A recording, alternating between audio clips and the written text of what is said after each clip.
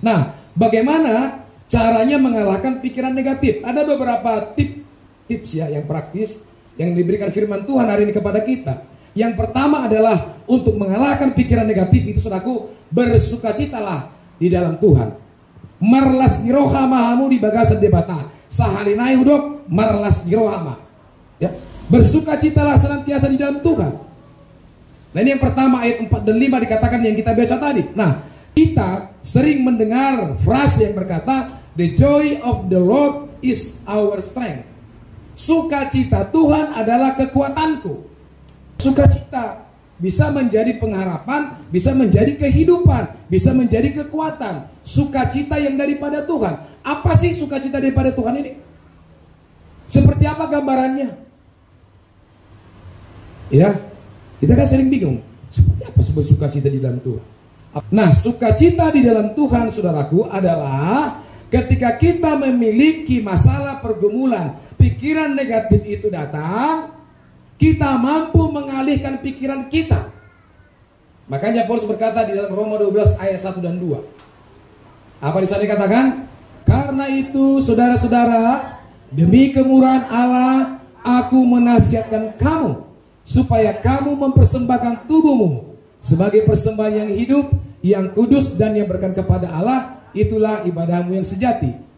Kedua, janganlah kamu menjadi serupa dengan apa? Dunia ini. Tetapi berubahlah oleh pembaruan budimu, sehingga kamu manakah kehendak Allah, apa yang baik, yang berkenan kepada Allah, dan yang sempurna.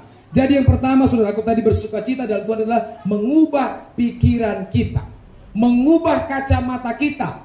Kalau dunia ini melihat masalah itu adalah persoalan, kalau dunia ini melihat bahwa penyakit itu adalah masalah besar dalam hidupnya, ubah cara pandang kita melihat masalah. Amin. Ya, ubah cara pandang kita. Kita pakai kacamata Tuhan lewat kebenaran firman Tuhan. Kalau kita memiliki masalah pergumulan hidup yang diizinkan Tuhan, maka Tuhan katakan bersukacitalah. Artinya apa? Kalau masalah itu datang, jangan fokus kepada masalahmu dan masalahku. Jangan berfokus kepada penyakitku dan penyakitmu. Ini yang mengubah hidup kita.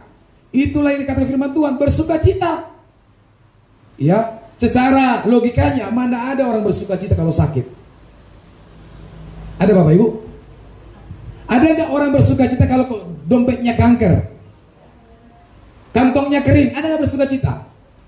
Jangan lihat orang aja pun nggak berani. Karena apa? Karena uangku nggak ada di dompet. Nah, bagaimana orang yang bersukacita di dalam Tuhan melihat masalah ini? Ketika dia pergi, benar Tuhan, dompetku memang tidak ada isinya. Tetapi hari ini aku percaya, ketika aku melangkah bersama dengan Tuhan, Tuhan akan berkati aku dengan caranya yang ajaib. Amin. Ini orang yang bersukacita di dalam Tuhan, karena itu kekuatan kita. Yang kedua, kalau kita sakit, mungkin betul analisa dokter, mungkin. Tapi kalau mungkin kita sudah dianalisa, karena tidak semua penyakit membawa kematian, tapi ada penyakit yang memuliakan Allah. Ada penyakit yang memuliakan nama Tuhan.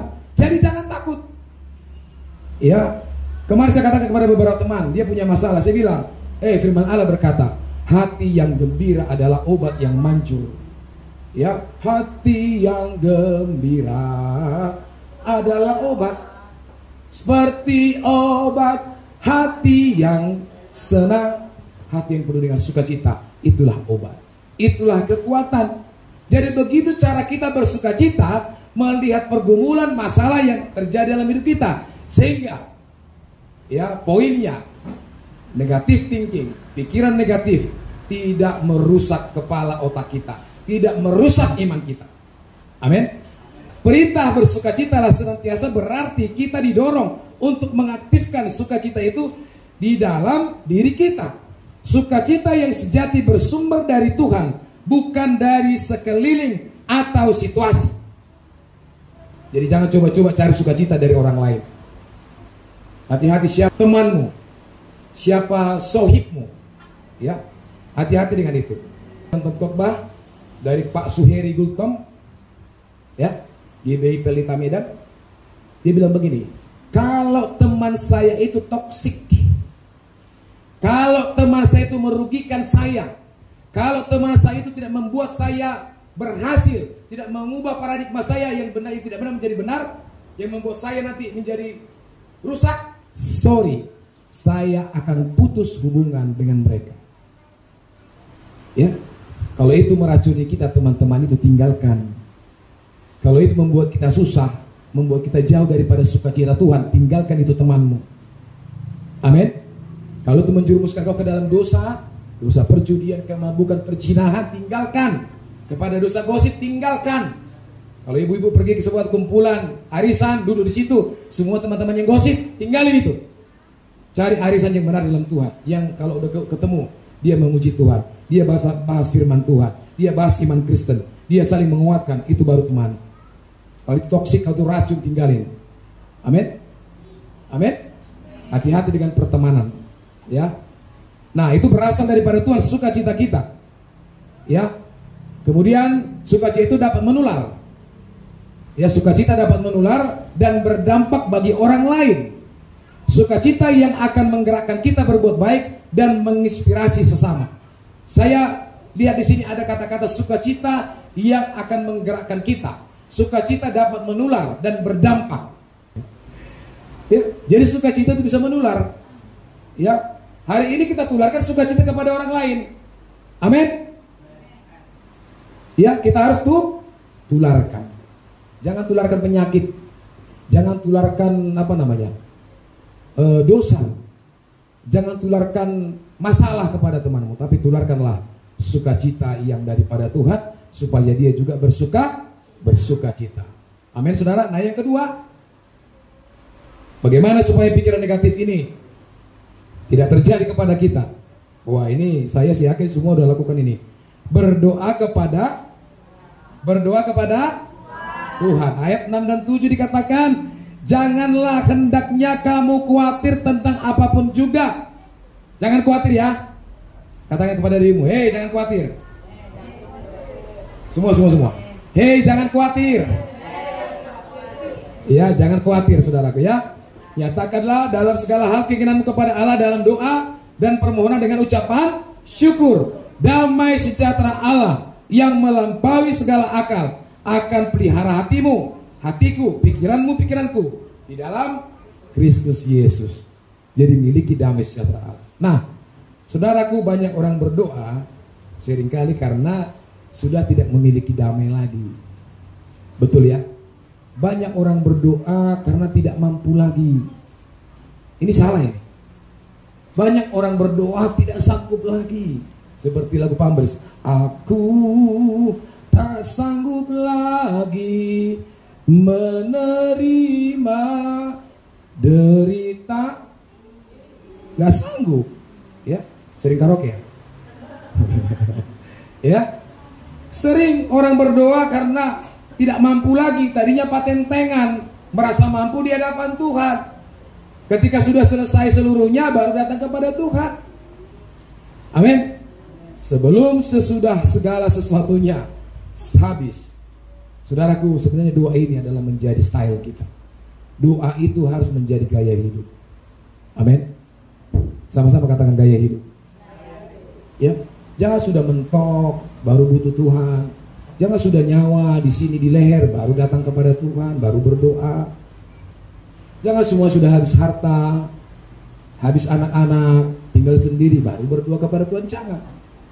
Ya, berdoa itu harus menjadi gaya hidup. Nah, pikiran negatif, saudaraku, bisa kita tangkal, bisa kita lawan, kita usir dengan berdoa kepada Tuhan. Pikiran negatif yang tidak kita singkirkan dapat memicu timbulnya kekhawatiran dalam diri kita. Ya, jadi jangan ada yang khawatir. Karena Alkitab berkata, burung di udara itu katanya Tuhan apa? Bunga di ladang Tuhan hiasi. Apalagi kamu dan saya. Amin. Amin. Pasti Tuhan pelihara. Jangan lihat apa yang sekarang ini. Nah, itu doa kita, saudaraku. Nah, memicu kekhawatiran dalam diri kita. Biasanya kekhawatiran akan membawa kita kepada ketakutan, ya. Agar tidak dikuasai pikiran negatif, langkah menyatakan segala hal kepada Allah di dalam doa diajarkan dalam ayat yang kita baca tadi. Hasil yang akan didapatkan adalah damai sejahtera Allah yang melampaui segala akal akan memelihara hati dan pikiran kita. Ya, itu hasil doa. Jadi kalau belum memiliki damai, doa terus. Ya, sampai hati kita damai. Kita harus berdoa supaya damai sejahtera Allah yang melampaui akal memelihara hati dan pikiran kita. Nah, yang ketiga, bagaimana caranya menghilangkan pikiran yang negatif? Berpikirlah hal-hal yang berkenan bagi Tuhan. Ya. Untuk berhenti memikirkan semut, dikatakan di sini, kita tidak bisa sekedar bertekad. Jangan pikirkan semut, tidak bisa. Namun kita bisa mengalihkannya dengan apa? Memikirkan cicak. Nah, ini kan analogi, contoh ya, supaya jangan terfokus kepada semut tadi, tapi kepada cicak. Ada substitusi atau penggantian dalam hal ini. Nah, kita tidak hanya perlu bersukacita dan berdoa kepada Tuhan jika ada pikiran negatif, tetapi juga kemudian beralih menggantikannya dengan memikirkan apa yang positif. Ya, contoh, daripada saya marah, ya, tertarik sama si iblis, saya harus pikirkan, oh sebentar lagi pelayanan. Daripada saya marah, termakan umpan dari si jahat, saya harus pikirkan, oh nanti saya khotbah, nanti saya worship leader, nanti saya singer, nanti saya penuh syafaat. Daripada, jadi alihkan pikiran kita. Bukan hanya bertekad bahwa ini bisa kita kalahkan, tapi apa? Kita juga harus mengalihkan pikiran kita dari masalah yang negatif itu. Amin. Ya. Jadi harus seimbang perkataan dan perbuatan kita supaya bisa mengalahkan apa yang disebut dengan pikiran-pikiran yang negatif ini. Nah, ayat ini menyebutkan bahwa yang harus kita pikirkan adalah semua yang berkenan kepada Tuhan. Nah, kita baca apa yang dipikirkan, saudaraku. Ayat 8. Jadi akhirnya saudara-saudaraku, semua yang benar pikirkan. Yang mulia pikirkan. Semua yang adil pikirkan. Apalagi? Yang suci pikirkan. Kemudian apa yang kita pikirkan lagi? Yang manis.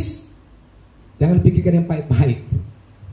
Ya, karena memang kuat pikiran kita ini. Saya kadang-kadang kalau saya pikirkan tentang jeruk, ya nggak sengaja bisa air liur kita keluarkan.